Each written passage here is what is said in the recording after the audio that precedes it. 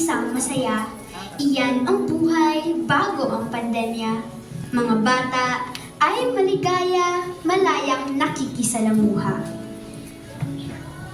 Takbo rito, habulan doon, laging may laro saan man naroon. Tawanan at kilitian, naku, away bati, pero may ngiti pa rin sa labi.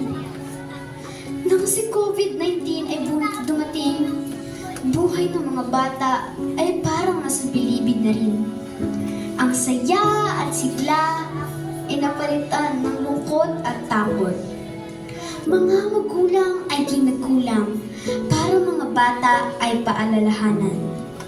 Sambit ni tatay at nanay, anak, sa salita ng Diyos, huwag kang humiwalay.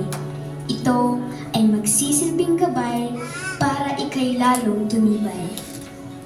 Lumipas ang panahon, pandemya'y unti-unting naglaho. Bunga ng panalangin na inaasam-asam natin. Mga bata ay bumangon sa tila bangungot na dulot mula sa karanasan ng pandemyang nais malimot. O mga batang Pilipinong tulad ko, taas noo, saang dako man tayo sa mundo.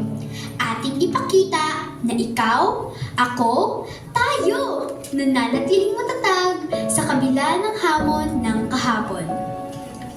Ano man ang estado ng buhay, mayaman o mahirap, parehong may pagkakataon upang biyaya ay mayakap.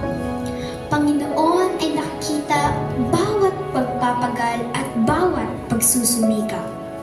At sa takdang panahon, umaapaw na biyaya ay mayayakap.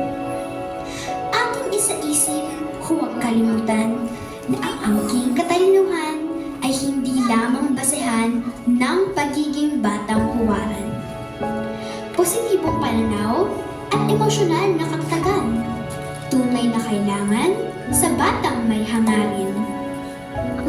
Pagsikapang angkinin, paninindigang kailangan sa pagtamo ng magandang kinabukasan. Kaya mga kapwa ko bata, kapwa ko kabataan, tayo ay magdiwang sa pag-asang nakamtan, sapagkat tayo ay huwarang kabataan, huwaran ng kagitingan, may matatag na paninindigan.